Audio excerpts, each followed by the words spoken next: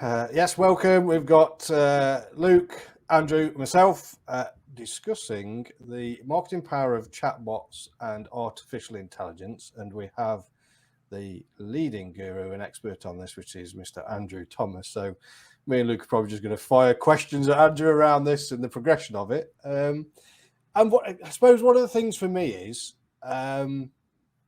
whenever I've dealt with chatbots previously, you've always known they were a chatbot.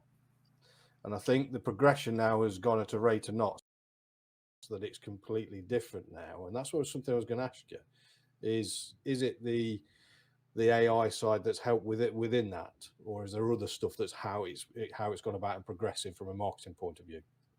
The AI has progressed considerably. So it can pick up, can you imagine the number of different ways of saying yes?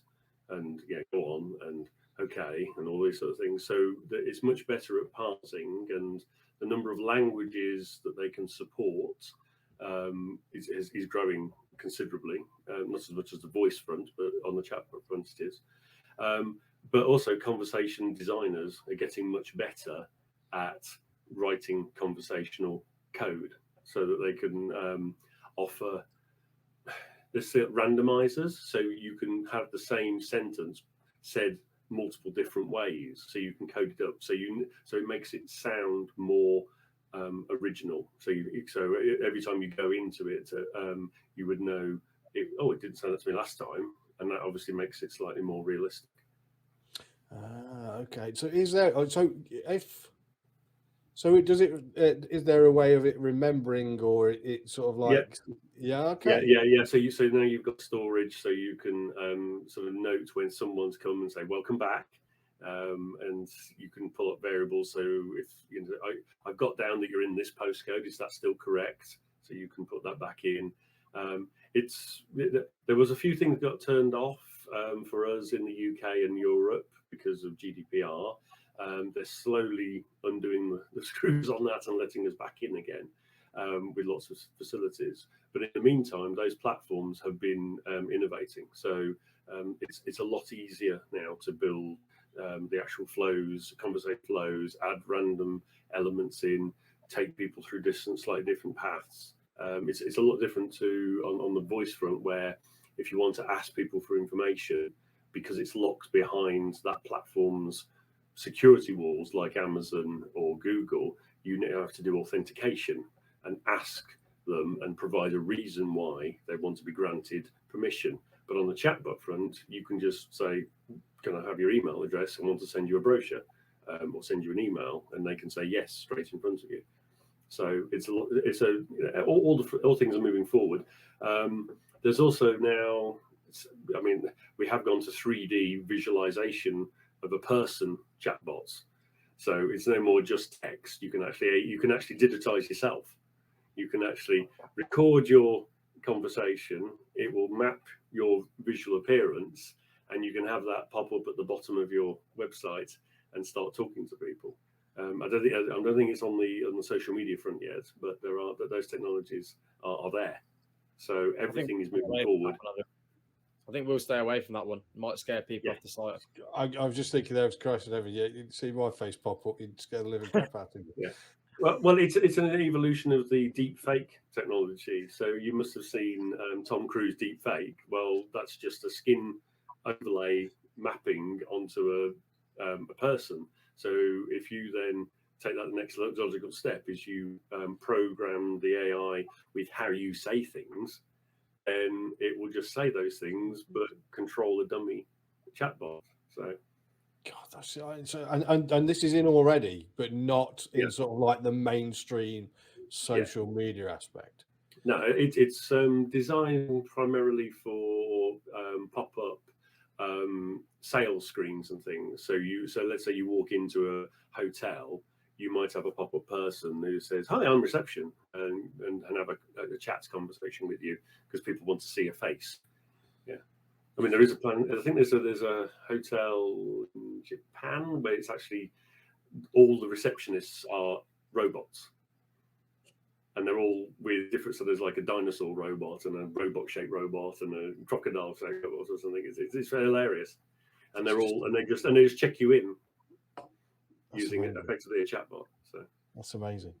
I mean, Luke, I don't know whether you've got any questions at the minute, but I was just going to say some of the sort of like the basics from where we are now, or where we are now with chatbots and AI for people that wanted to go into it, because I would imagine some of it is around that GDPR stuff that probably is in the back of their head around how do I get around that. Yeah. Might be worthwhile explaining, and I suppose you've just explained it there, is that you can ask them, can I send this? Yes, and then that's gone into the memory and into your storage. Yeah, I mean, if you're looking at Facebook Messenger chatbots and Instagram chatbots, you've got a couple of things. One is there is a 23-hour window rolling. If someone starts talking to you on a chatbot, you've got 23 hours to continue that conversation should it stop. After that point, they won't allow you to just go back and sort of randomly spam that person's inbox.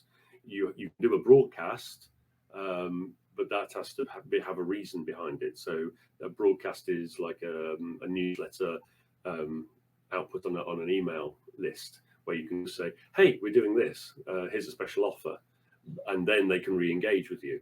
But once you're into that 23-hour rolling cycle, you can have conversations, and a lot of bot coders will put something in on the 23rd hour just to say, hey, did you read that? And then they start the conversation, and they'll say, no, I haven't got around to it yet. Bang, you're on to another 23 hours, so you can carry the conversation on. And is that something that you would recommend doing in that if you've gone down that conversation into that 23rd hour sort of thing and just pinning it, because well, it depends. It depends what you're trying to achieve, you see. So if someone has is exploding with chatbots at the moment since the 16th of April, when any business account can have one. They have allowed you to start up and activate a chatbot on someone mentioning your brand. So somebody mentions your brand, and it triggers your chatbot, and you say, oh, thanks for mentioning my brand. Would you like to have a £10 discount voucher for our website? And you drop that into the mailbox. But of course, they've mentioned your brand and it's a Friday night. They might not then look at it until Saturday morning or Saturday afternoon, because not everybody lives on social media in the business sort of world. And then they might go, oh, thanks, I'll have a look.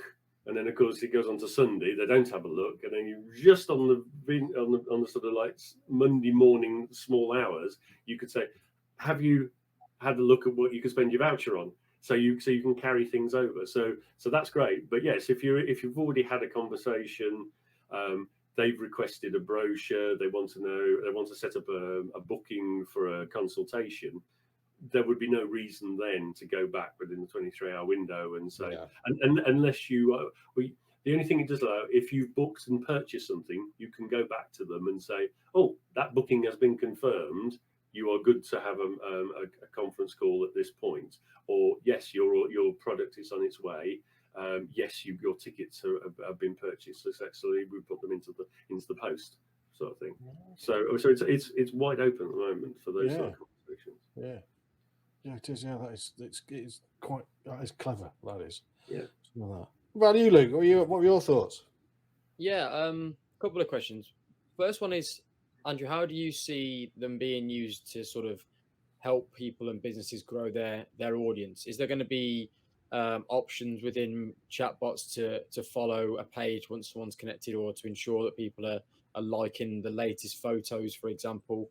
I think the brand example you just given there about notifying people once they mention your brand is a intriguing one, to say the least of it. There might be a few possibilities with that down the line. But from the first question is what would you see? How would you see businesses really using that to grow their following on social media?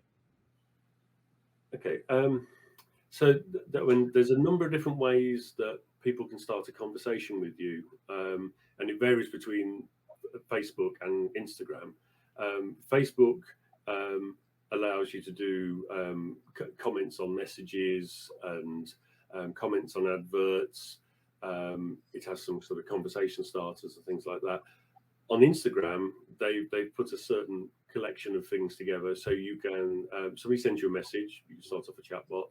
Somebody types a keyword, they can comment on a post, they can comment on a story, they can click on an advert. Just mentioning your brand. They can click on a link. They can start the button conversation where it just says, to speak to this brand.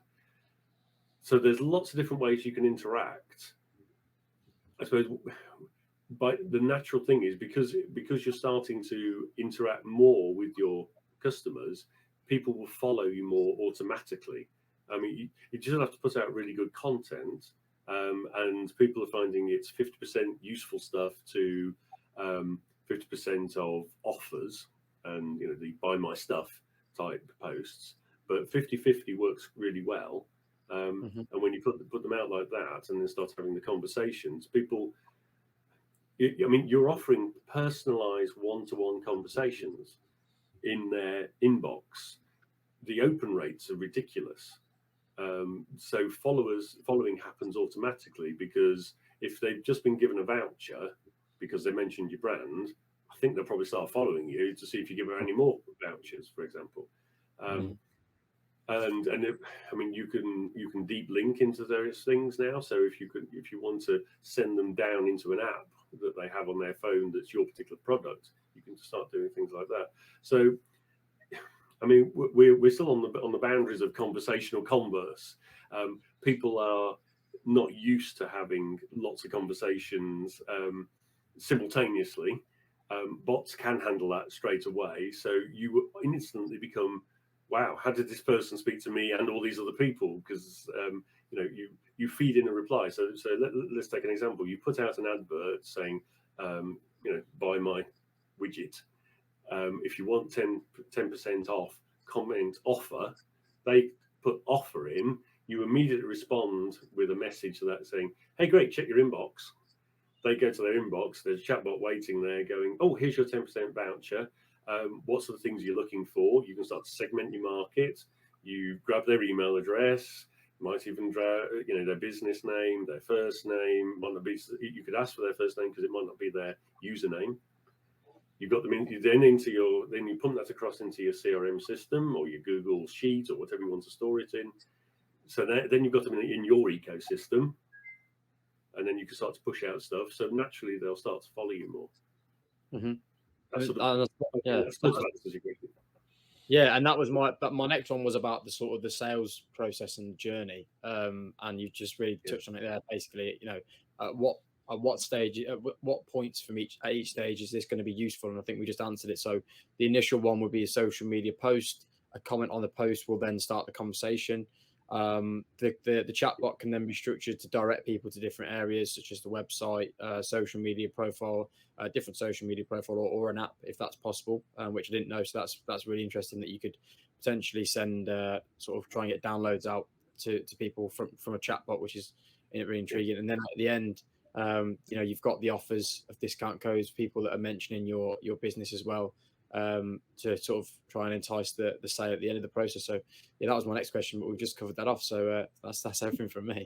I mean, that's the thing is that when you look at it from a top of funnel point of view, that awareness, the engagement, because if they like or if they comment or whatever, you get the engagement. You can lead them down into the subscription, and then that conversion, the next site, by giving them a voucher and things like that.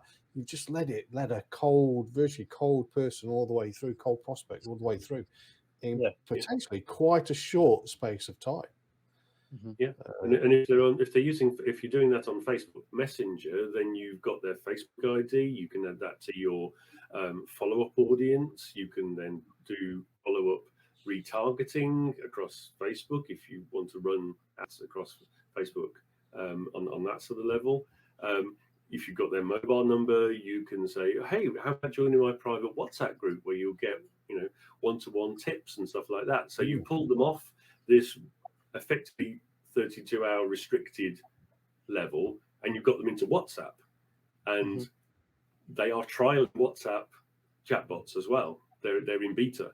I can do a few things in WhatsApp. So Facebook wants to put all this across and have a unified chatbot, so you can go, start the conversation in Facebook Messenger, move across into direct messages in Instagram, and then potentially go straight into WhatsApp. So if you imagine that, you've got effectively an omni-text messaging system plus email, because of course you can always send out stuff on email. So it just closes the loop on all of those conversations and brings one-to-one conversations, which people much prefer.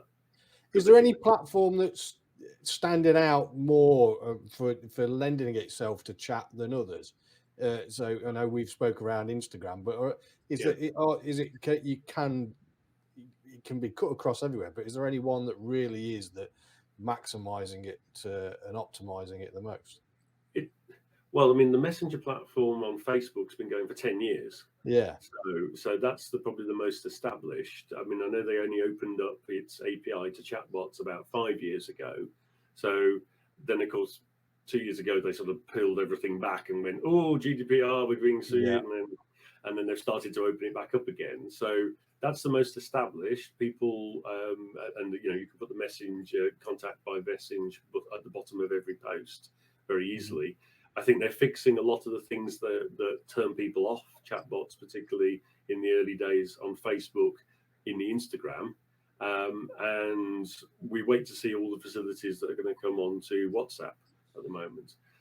I'd love it if LinkedIn offered the facility, but I think that would possibly push some people over the edge on LinkedIn, having automated messages as well as paid for ads popping into their inboxes. Do you think but the question is, do you think it'll come? Well, the Japanese subsidiary of Microsoft have a Japanese-speaking chatbot, which is market leading, but they seem to have peeled back on Cortana on Windows and made it more of a help you use Windows better, and then it's nothing better than the paperclip, which is really annoying. They've missed the opportunity on that, and the same with Siri on Apple. They bought into loads of technology, but they've all kept it tight to using Apple and products slightly easier, and that's the way Samsung's gone with their Bixby. Their Samsung is deep. Help you open apps and do things better on your phone, but it's very. I think there's still lots of big open race at the moment. I mean, we're 10 years into Messenger. We're 5 years into having chatbots for Messenger. There are numerous chatbot platforms for plugging into your website. But I'm beginning to wonder how many people actually go to websites anymore, because we all live on social media. So, that is it. That's probably another conversation, because I have been wondering around this recently. This past few weeks, I've been sitting there thinking, this is interesting that where this is going, because there are so many different arenas now that you can go. So, I mean, if you take VR, and when both of you, we've been in this VR, we're looking at this VR side, is you can drop in there and that becomes your sort of like virtual room with all your links to your website. That becomes your website sort of like front for your homepage. So it just drop into anywhere from there. Absolutely, and I thought that was the way that Facebook Horizon was going to go. That every business worth its weight would be building its shop inside Facebook Horizon, because all of the Facebook people would just put on their Ray-Bans and click the button and bang, you're in Facebook Horizon. They don't seem to be taking it quite that way. They seem to have cottoned on late that lots of businesses want to have virtual office space for their staff to sit in, and they've taken it that way. But that wasn't what they were selling at the beginning. So no, because I noticed that they've got the integration with Zoom now, haven't they? With Horizon, they've integrated so you can actually drop in on Zoom with it. And I thought, okay, they're opening up a different angle with this, and that was only the other night I was clocked that. And I think it was after you'd sent me the thing around the Ray-Bans. I don't know whether have you seen those Ray-Bans, Luke? Yeah. Really, Yeah. I watched the video on it. It's a Yeah. bit mental. It's a bit like cyborg sort of stuff in it. It's where that could go is quite crazy, but yeah, they're interesting to say the least. I'm sure they looked at Google Glasses and went, so they couldn't make it work, but they've got. I mean, Zuckerberg's got a completely different point of view. He wants to become sort of like omnipresent, doesn't he, in every sort of aspect? So why wouldn't you, as you walk down the street, have your glasses on, and you'd have a virtual shop fronts projected in front of the real shop fronts, which might identify your ID, and as you're looking through those shop windows, present you with unique vouchers and things as and of course they would be able to track how your eye moves, so that you walk past your the shoe shop and he goes, oh, I can see you're looking at those particular Nikes. Would you like a detail voucher? Come in right this moment. I mean, that's the future, isn't it? That would restore our high streets, but Yeah, and then you get home and all you see is those pair of shoes that you definitely did look at on the shop window earlier. They've had to sell that. Yeah. Well, if you integrate it with augmented reality, I mean, people would be sitting in their homes potentially and see all those things. And I mean, there's already smart mirrors where where ladies can stand in front of a smart mirror and it projects different outfits, and they can go, oh yeah, I like that. Click buy. I'm assuming there'll be a voice interface for that, where they can give voice commands. We're living in that just on the brink of Blade Runner, I think. That's a good comparison. That is. Now, so from anybody looking from a chatbot point of view, what would your sort of like top sort of like things be for a business in saying, look, if you're looking to go down this route, this is sort of the questions you need to ask around it. Yeah. Well, okay. So what you need to know if you're getting leads on Facebook and Instagram, for example, I mean, I've actually got software that would look at all of your previous conversations and pull out which are the most asked questions, and then you'd start to build flows and chatbot flows around those questions, because those are the ones you're being asked the most. Those are the ones that are taking the most time, and therefore they would be the ones that you would tackle first. It's even easier on Instagram because you can have 4 conversation starters. So your top 4 questions would be answered by just pressing those 4 buttons straight away. And then you start to look at, okay, well, what do you want to use it for? If you're doing it for lead generation, or are you building inline carousels of your products with buy buttons? You see, you could do the whole thing inside the messenger. So you could, I actually built a store with clothing and stuff and let people zoom past and then click on that, and you could go down, you could look at mugs, press the button and buy everything. So, and that was on Facebook, and you could link it across to your Facebook shop. So really, what is your product? Obviously, digital products are easier. Yeah. Products that are digitally fulfilled by a third party, so they sort of say, okay, click here to buy a T-shirt or buy clothes and stuff. If you're offering courses and stuff like that, then you can click through and sign people up, and then say, right, and we're about to send you the link to our membership site. We've already registered for you and built that in. Bang, you go through to your membership site. I mean, it really is whatever you want to do, that you can tailor it. I mean, I've got multi-level marketing chatbots. I've got book author launch chatbot where they go, here's a sample of our book. If you want to know when it comes out, click, comment, go onto our effectively a mailing list, but it's our messenger contact list, and then we'll send you the link to Amazon for buying it. Yeah. God, yes, because there is just so much you can do. But again, I suppose in that that initial setup is saying, am I getting people engaging and asking questions on my Facebook page and Instagram page, website? So that's the good starting point from there. I mean, there's a product called Chatmatic, which was very good at gathering masses of leads. You would put out a post and put a comment, and it was designed for rapid fire, just quickly engage with you and then fire you straight off to a landing page on a funnel. And that was great, but it got a little bit, it got a bit slapped back for, and I think that's one of the reasons why Facebook sort of repealed a load of things, because they could see it was, you put out a post, you pay for a post, you put it in front of your target audience, and you get 10,000 leads. Well, that's great, but from Facebook's point of view, it wants to see 10,000 quality communications to its customer base, so they don't get cheesed off.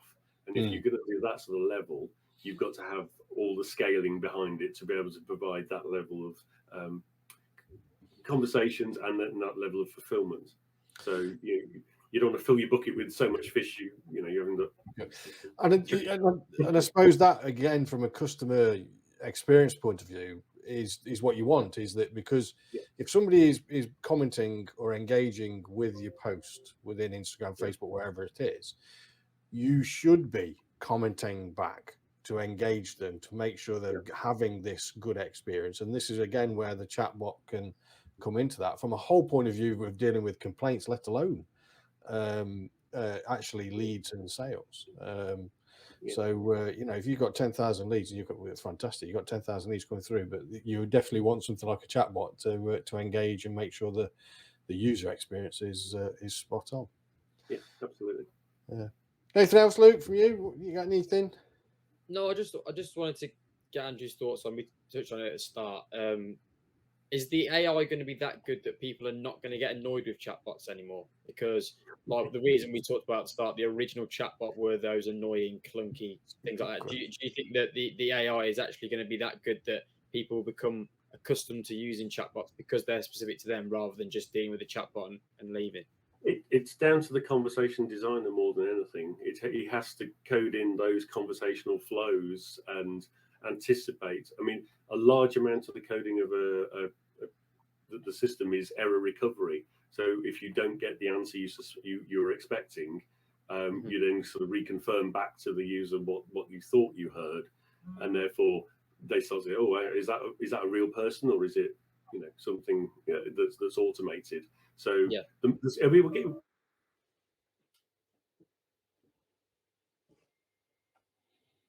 We've lost him.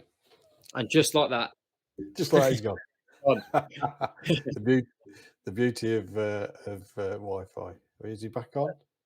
It's interesting though what he was saying, because the people I think would be AI and chatbot would be, am I going to have the control over the chatbot and the answers that it's putting out? And like Andrew just said there before he was cut off, that it is to do with the programmer still, the business still has the control over what is said. So no, it's good. It's good. Might have to wrap it there. Yeah, no, the thing for me that's got me with it is the progression and the things and the opportunities you can do with it from that customer experience as well, and engagement with your customer base is phenomenal. So I think it is progressing at a rate of knots. So yeah, but that's good. We'll pick up again with Andrew some other time. We've covered most of what we wanted to cover anyway around the progression, where it's going, basics and stuff like that. So as always, if you want to discuss anything business and marketing mastery, then contact myself, Luke, or Andrew, and we'll certainly help. So, but thank you very much for listening.